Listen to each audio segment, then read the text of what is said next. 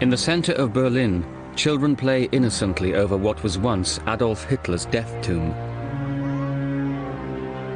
It was here, in his bunker, on the 30th of April 1945, that Hitler prepared himself for suicide. Outside, in a devastating final assault on the heart of the Third Reich, the Russian army closed in on the Führer. I stood next to the machinery room when I heard a shot.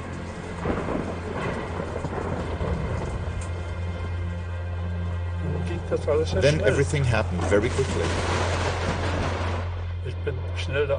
I ran away out of fear, but I immediately came back down from the upper bunker. Just then, they were wrapping Hitler in blankets.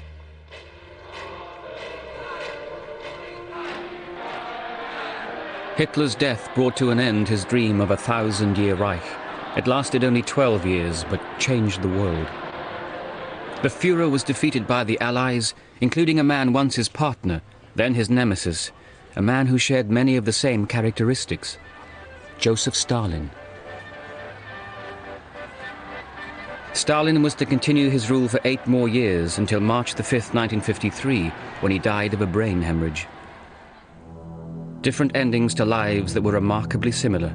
Deprived childhoods, violent fathers, adoring mothers, problems with women, and paranoia. They were both mass murderers. Hitler was responsible for millions of deaths in the Holocaust, 6 million Jews, and hundreds of thousands of gypsies and homosexuals. Hitler was very compulsive, phobic, and paranoid, both in considering himself to be the object of persecution and attempts to kill him, and in the positive sense of believing that he had a sacred mission to save Germany and save the world. Stalin murdered more than 20 million of his own people, political opponents and innocent victims whom he considered a threat. In an ordinary context, I think he would be judged mentally ill. I think he would be judged paranoid, although I don't think he suffered from a full-blown paranoid schizophrenia. How do you measure and explain such monstrous evil? One approach is a controversial new field of research, psychohistory.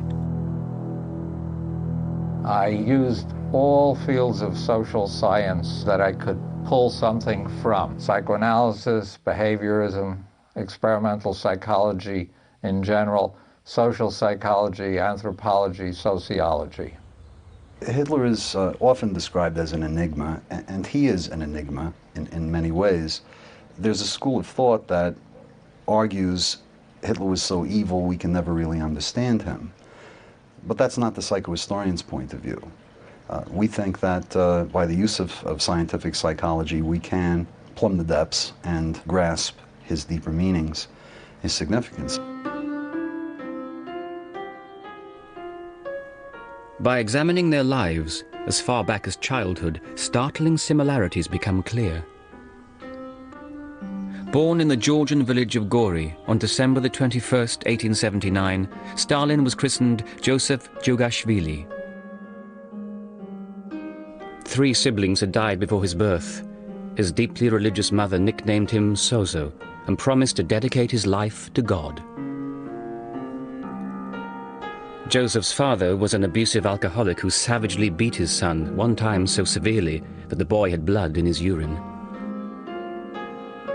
His father was a drunken shoemaker who beat his mother, and Stalin got beaten up as a little child by trying to defend his mother. This had a lasting impression on him. Ever since childhood, he felt unworthy. As a result of these early childhood experiences, he had a low self-esteem, what's typically called inferiority complex. Joseph's physical characteristics didn't help. He never grew taller than 5 feet 4 inches, and his face was scarred from smallpox. His body was slightly deformed, the left arm shorter than the right and rigid from a childhood accident. Hitler was also unhappy with his looks. A colleague noted his low, retreating forehead, ugly nose, broad cheekbones, small eyes. Hitler didn't like his plump nose, which he considered Jewish. Both Hitler and Stalin suffered from inferiority complexes. Even as a boy, Joseph was quick to lose his temper and harbored grudges. Joseph's mother, Yekaterina, sent him to the church choir, hoping he might become a priest. In 1894, at the age of 15, Joseph entered the theological seminary in Tbilisi, embarking on a life of rigid routine. Joseph's intelligence, prodigious memory, and talent for details impressed his teachers, but they also witnessed a stubborn, violent side to his nature. Finding the seminary life oppressive, Joseph turned away from religion and became attracted to anarchism, revolutionary terrorism, and Marxism. After 5 years in the seminary, he was expelled for his revolutionary activities. He might be described as a warfare personality. His whole life consisted in struggle against those whom he put down in his mind as enemies. He had what we might call an enemy complex.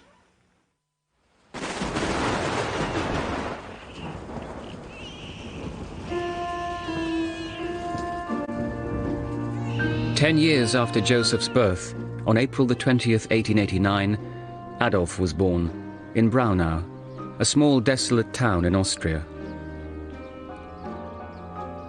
His mother, Clara, was married to a moderately successful civil servant, Alois Schicklgruber, 23 years her senior. She was 18 years old when she gave birth to Adolf. Alois Schicklgruber, who later changed his name to Hitler, was a rigid, cold, strict disciplinarian who regularly beat his son. When he was 10, Hitler decided to run away from home to escape the violence.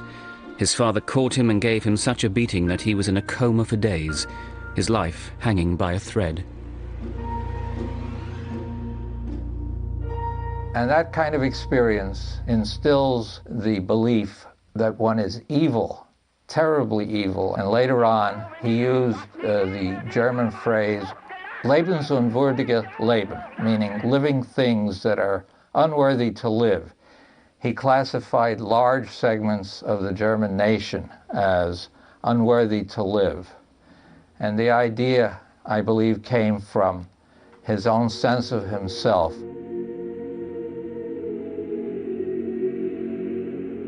When he was a boy, Adolf wanted to be a priest, and like Stalin, sang in the church choir.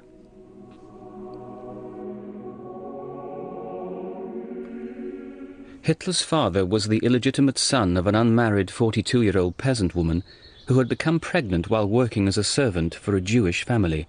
She never revealed who the father was. Hitler was obsessed with the thought that his paternal grandfather could have been Jewish.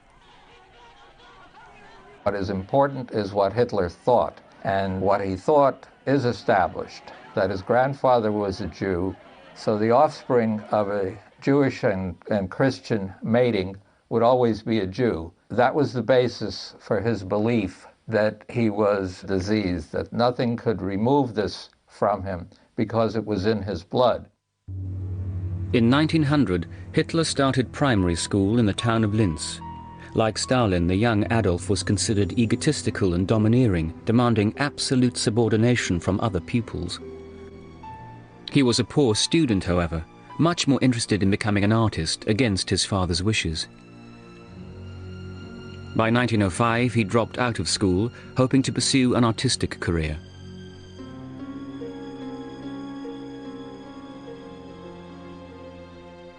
Like Hitler, Joseph also had an artistic side.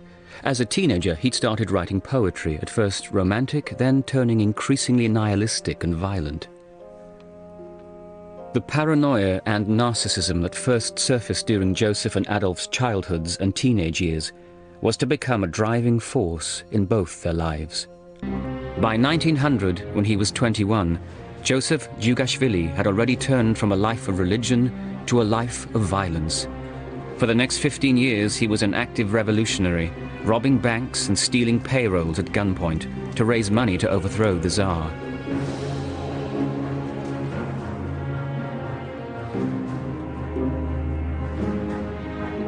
In 1910, Joseph chose a new name, Stalin, which in Russian means man of steel. During this period, Stalin was arrested 8 times by Tsarist police and each time deported to remote rural areas in Siberia. He was always a loner, a very bitter and unpleasant person. You find this in memoirs of other revolutionaries who shared exile with him, that he never took part in their social activities. He was always apart and bitter and nasty. Stalin soon caught Lenin's eye as an effective and ruthless revolutionary. He didn't play a major role in the Bolshevik Revolution of October 1917. But he was ambitious and determined to rise to the top of the Communist Party.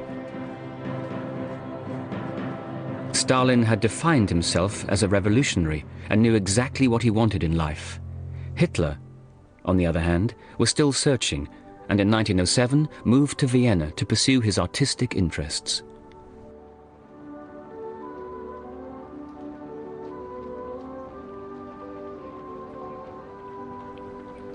He rented a tiny room here at 29 Stumpergasse. Living on a small inheritance controlled by his mother, he dreamed of entering the Academy of Fine Arts.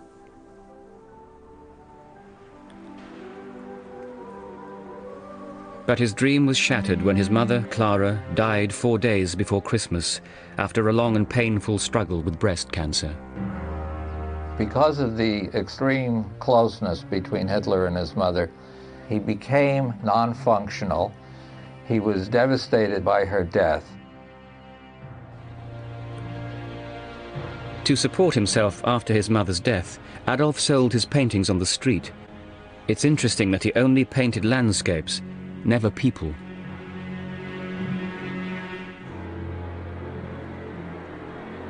Two years in a row, Hitler applied to the prestigious Academy of Fine Arts, but was unsuccessful.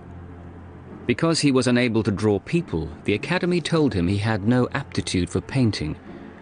He believed he'd been rejected because several members of the admissions committee were Jewish. Vienna was his first exposure to Jews from Eastern Europe. Hitler became attracted to the racist rhetoric in anti-Semitic newspapers and pamphlets. It was during this period that he became intrigued by the idea of a pure German master race. After his rejection by the Academy and the death of his mother, Hitler was miserable in Vienna, lonely and poor, lacking direction.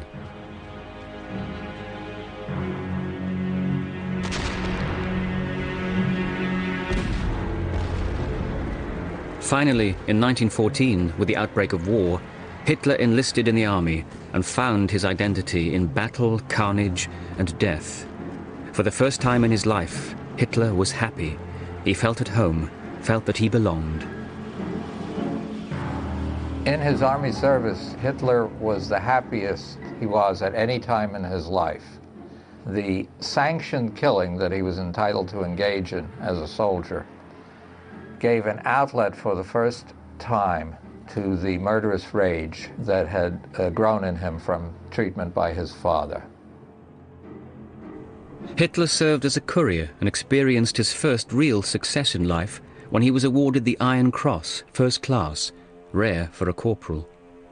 Hitler's experience in World War I, the fact that he survived 50 battles in which his own regiment was wiped out over and over, replenished and wiped out again and again, confirmed his belief that he was chosen by destiny for a magnificent role in history. When Germany signed the armistice on November the 11th, 1918, Hitler was enraged. He pledged to avenge those who had betrayed the fatherland, in his view, the communists and the Jews. The pivotal year for Stalin was 1924. Fate intervened and provided an opportunity to seize power. That year, Lenin had suffered a series of strokes. Knowing his death was imminent, Lenin warned the party to beware of Stalin. Lenin saw that something was wrong with this man. He saw that he was a problematic personality and that he was a dangerous person to achieve high office, and especially the very high top office that he, Lenin, had held as the recognized supreme leader of the Bolshevik Party and therefore of the Soviet state.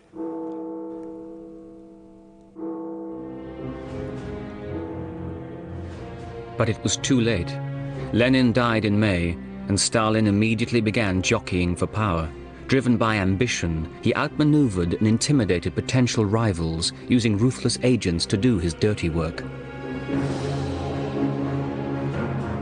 The system of agents around him who were constantly eliminating any potential political opponents was itself paranoid. The core, the center of the paranoia was Stalin himself, but he managed to recruit people who thought like him, people who saw enemies everywhere. Stalin once said, "To choose one's enemy, to prepare every detail of the blow, to slake an implacable vengeance and then go to bed, there is nothing sweeter in the world." The symptoms of paranoia appeared relatively early, not only during his dictatorship, but even before. The famous neurologist Vladimir Bekhterev actually examined Stalin in 1927 and diagnosed him as paranoid. A few hours later, Bekhterev died in mysterious circumstances. I should emphasize that this was not amateur psychohistory, this was a professional diagnosis.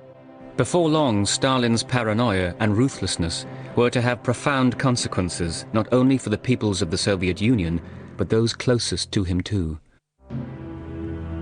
The same cruelty and sadism that marked Stalin's political life dominated his family life, especially his relations with his second wife, Nadia.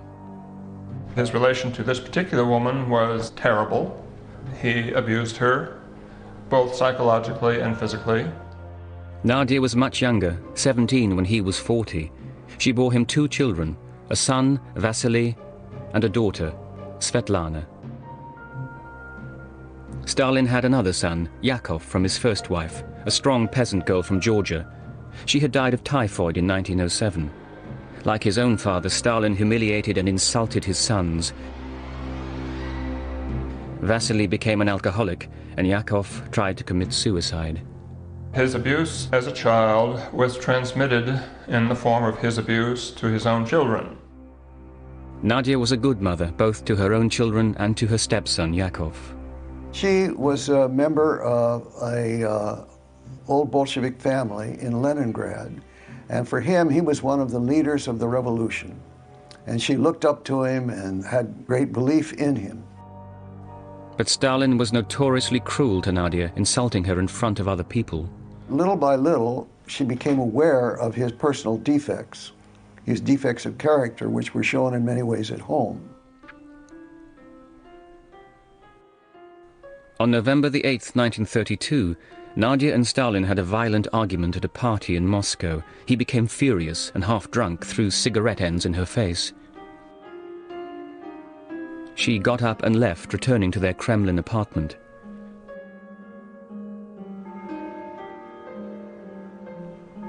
The next morning, Nadia was found dead, shot in the heart. He either drove her to suicide or killed her himself. Historians have not been able to agree on exactly what happened, but hers was not a natural death. According to Svetlana, her mother, Nadia, left Stalin a letter which was full of personal and political reproaches, and that he went into a rage as a result of this letter. And when the funeral came about, he walked up to her coffin and then pushed it away. He never went to her grave at the WWII cemetery.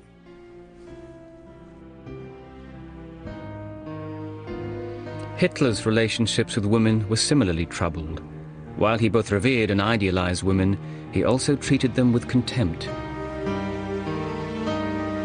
Because of his extreme closeness to his mother, together with his father's extreme brutality, he grew up with what is typical in the circumstances, an obsession with women and sex, together with extreme inhibition. After his mother, the most important woman in Hitler's life was his younger niece, Geli Raubal, who lived with Hitler in his Munich apartment. He worshipped her and was extremely jealous of her relations with other men. In general, Hitler treated Geli as he treated most people he knew, in an overbearing, controlling, authoritarian way. Geli, however, was a very spirited person who regularly stood up to him. He was never able to exert the degree of control over her that he wished to. While Geli was living with Hitler in Munich, she continued a relationship with a man in Vienna and became pregnant by him. What made matters worse in Hitler's eyes was that the man was Jewish.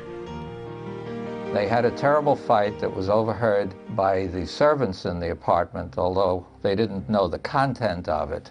And Hitler drove off to fulfill a speaking engagement out of town.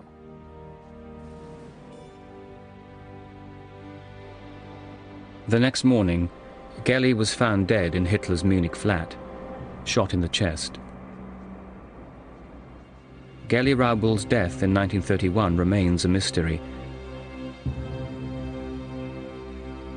But there is little doubt that Hitler contributed to her tragic end. Meanwhile, Hitler had been seeing another woman, Eva Braun.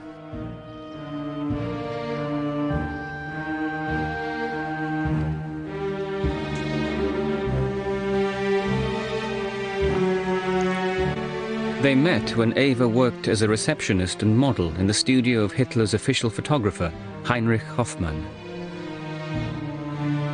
This is how Adolf Hitler first appeared to the 18-year-old Eva, working in Hoffmann's darkroom. Eva became an ardent admirer of Hitler and was fascinated with Hoffmann's photographs. Eva Braun quickly fell in love with Hitler. She wanted to marry him, she wanted to have children with him. He was dead against both of those things. Hitler considered Eva the ideal German woman, in his words, cute, cuddly, and naive. But he never took her out publicly.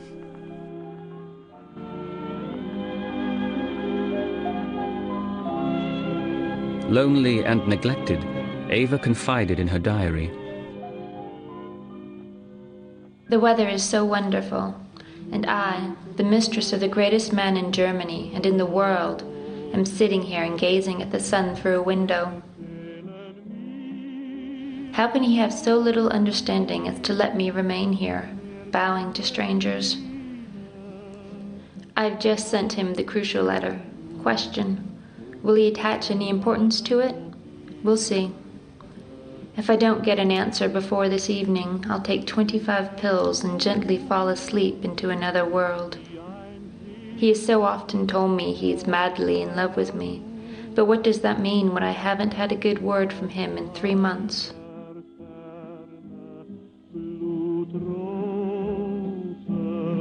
She attempted suicide a couple of times out of despair, and one time he asked the doctor who came in after she tried to kill herself whether this was a genuine suicide attempt or only a trick to win his sympathy.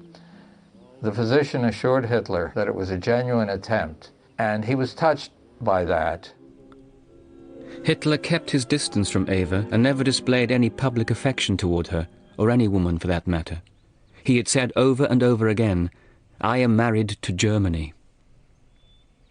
Hitler thought of the German people as children who had to be controlled by a strict father, their Führer.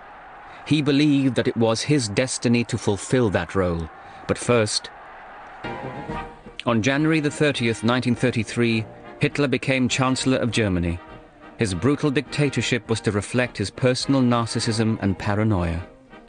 He set about creating a police state and used his dreaded secret police, the Gestapo, to enforce it. To strengthen his grip on the Nazi Party, Hitler eliminated his political rivals and so-called enemies of the state. Whoever knew how to read, and whoever had read Mein Kampf, should have known where it would lead. National Socialism excluded those who thought differently, locked them up, exploited them, and even murdered them in masses, simply because they did not want to succumb to the system.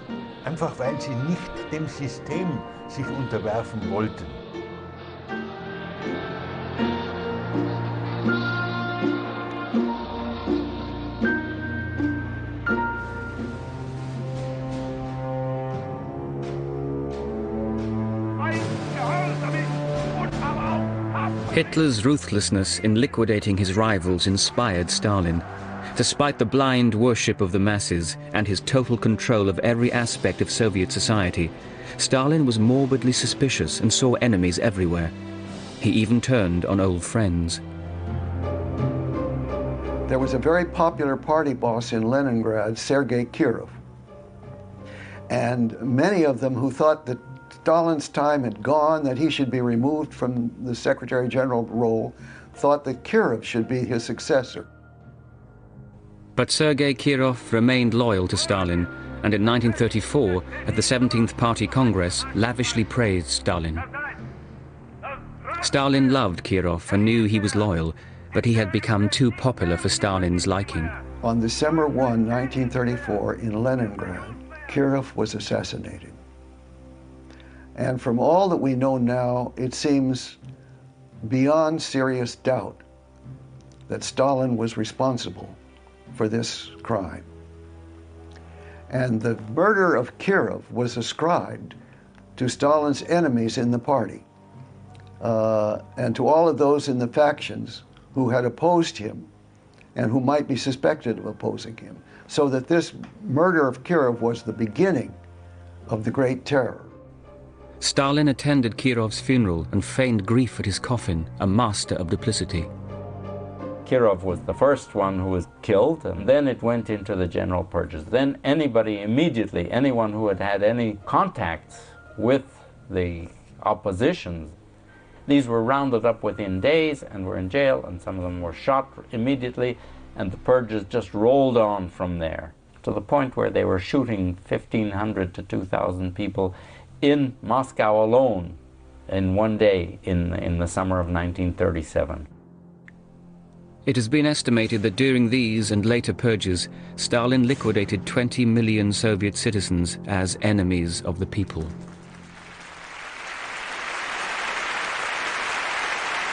Members of his own Politburo were so afraid of him that no one dared to be the first to stop clapping for Stalin. The applause would go on for so long that bells were eventually used to signal an end to the clapping.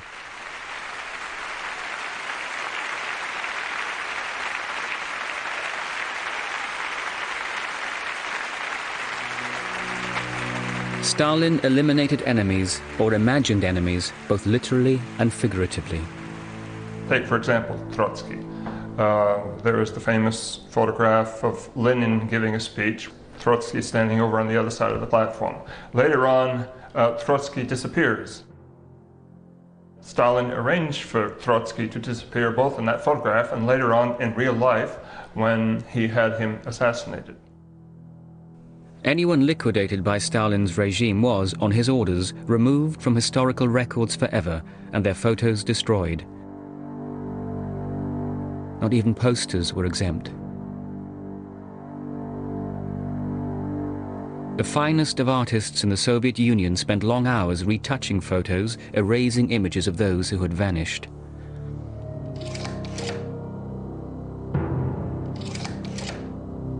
The photographs and the retouching of the photographs just demonstrates a sort of like a second death. For 30 years, photo historian David King has assembled one of the world's largest collections of photographs, posters and paintings from the Soviet era and documented Stalin's treachery. What you're really seeing is a second death.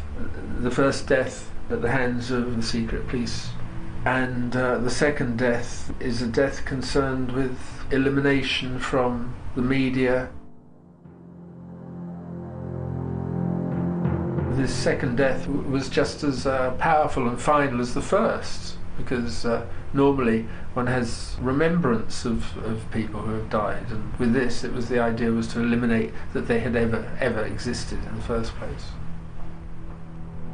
And the results of retouching of these faces becomes very, very strange and macabre indeed. Not only were they splashed with India ink, but they were also hacked with razors, scissors. The more aggressive the retouching, I think probably contributed to the fact that you would be considered to be a better Stalinist.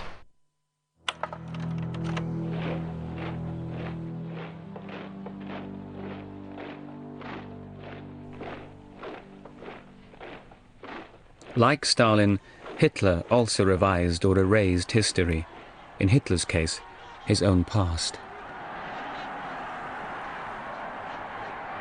On March the 11th, 1938, enthusiastic crowds greeted the Führer as he incorporated Austria into the Third Reich.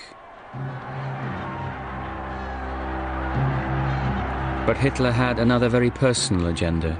Once Austria belonged to Hitler, he took steps to eradicate any suspicion of his Jewish past. One thing Hitler, from the very beginning, sought to do was to cover up the evidence of his past. And so, by doing so, he caused a lot of rumors and myths to be projected upon the blank space of the past that he tried to erase. Power gave Hitler the opportunity to eradicate a whole village, the Austrian village of Dollersheim, and with it, a dark secret that haunted him for years.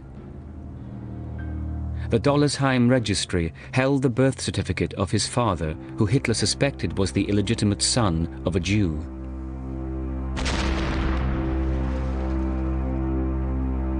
Hitler used the village as a firing range. Round after round of artillery fire crashed into the village, demolishing its buildings and making the graves in the cemetery unrecognizable.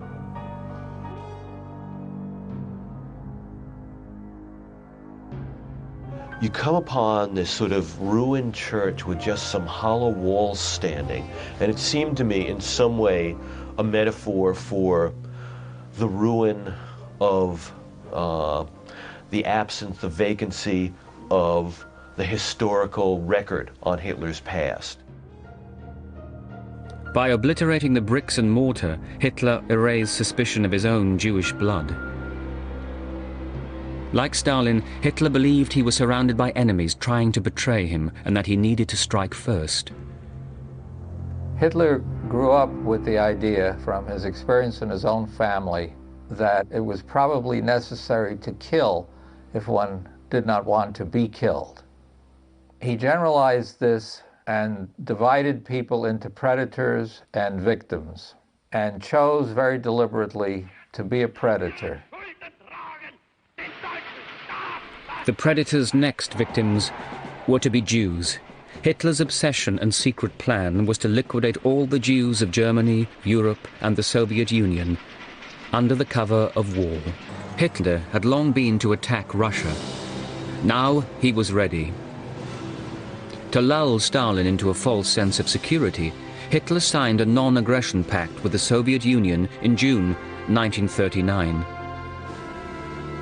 The two most powerful dictators in the world became allies.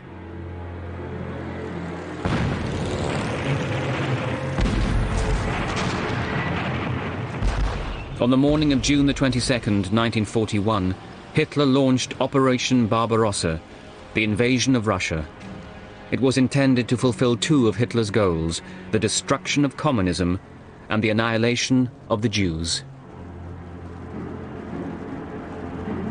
The invasion stunned Stalin, and not surprisingly, he felt personally betrayed. It was a total surprise to Stalin. And he was very disoriented as a result, and for the next several weeks he went into a kind of nervous breakdown, and people had difficulty contacting him, getting him to understand what was happening. And it wasn't for about 3 or 4 weeks that he finally pulled himself together and started acting like the man he was supposed to be. For the paper today, all are eager to read the speech of Stalin. Stalin calls upon the Soviet people to grapple in deadly conflict with its most vicious, most treacherous enemy.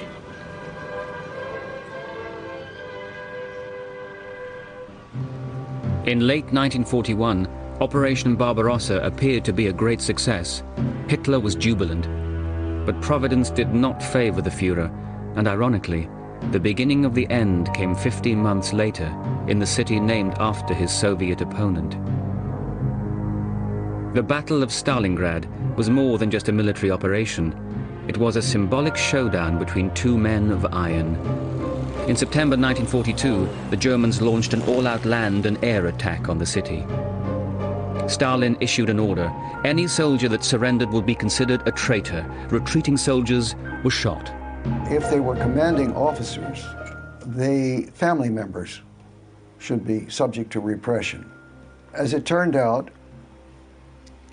he himself had a family member who was an officer, and this was his son Yakov. Stalin's son Yakov was taken prisoner by the Germans. At one point, the Germans may have thought they could offer to exchange Yakov for some high-level German officers who had been taken prisoner by the Russians. And some kind of a offer was made, to which Stalin is believed to have said, "I have no son named Yakov." The Russians held on and launched a massive counterattack of 1 million men encircling the German Sixth Army. After its defeat at Stalingrad in 1943, the German army never recovered on the Eastern Front. But even though Hitler was losing the war, he was still determined to exterminate the Jews. When things were hanging precariously in the balance on the Eastern Front, Hitler, given the choice between allocating troops and trains to reinforce the German armies fighting off the assault of Stalin's Red Army and allocating those troops and trains to carrying Jews to the death camps, Hitler withdrew troops and trains from the Eastern Front in order to more swiftly and efficiently carry out the murder of the Jews. But by now, in 1943, Hitler was a very sick man. After Stalingrad, Hitler became increasingly dependent on amphetamines. Each morning, his personal physician, Dr. Theodor Morell, gave him an injection. Throughout the day, Hitler treated himself with oral amphetamines. At night, he took barbiturates to sleep. As the war went on, the Führer became more and more dependent on Dr. Morell. New information obtained from Hitler's medical records revealed that he showed signs of drug toxicity, affecting his judgment. He became increasingly paranoid. Toward the end of the war, Hitler began to show symptoms of Parkinson's disease. Wenn man täglich mit zusammen ist, dann fällt das nicht so auf. He trembled slightly, but if you are with someone every day, you don't notice this. And no one paid attention to every detail.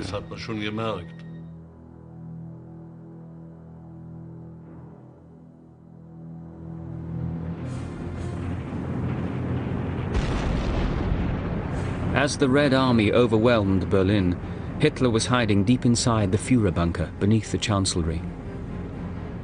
When Russian soldiers entered the bunker, they found several Nazi corpses. In the courtyard, with the charred bodies of Eva Braun and Hitler. Inside, on the Führer's desk, the Russians found a folder with 42 of Hitler's paintings of pastoral Austria and an album of prized snapshots. Inside, a photo Hitler had been carrying with him all his life. His mother, Clara.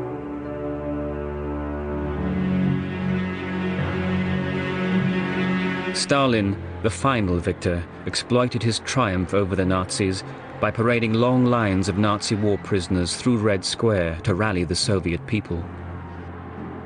Many hoped a new era of peace and freedom was on the horizon.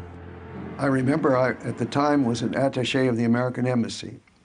And on May 9, 1945, the day the surrender took place, there was a great burst of rejoicing on the streets of Moscow.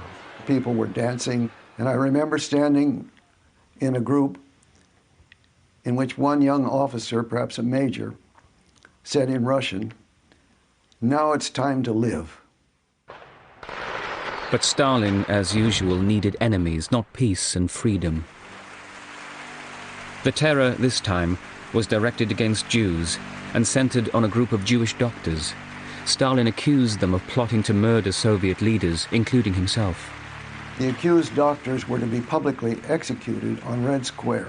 And following that, the Jewish population of the major cities were to be deported to eastern Siberia, with pogroms perpetrated against him en route.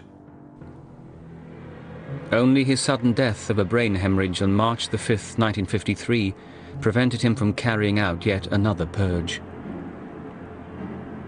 His daughter, Svetlana, recalled the scene as she stood by his deathbed. He suddenly opened his eyes and cast a glance over everyone in the room. It was a terrible glance. Then something incomprehensible and awesome happened. He suddenly lifted his left hand as though he were pointing to something above and bringing down a curse on all of us. The next moment, after a final effort, the spirit wrenched itself free of the flesh.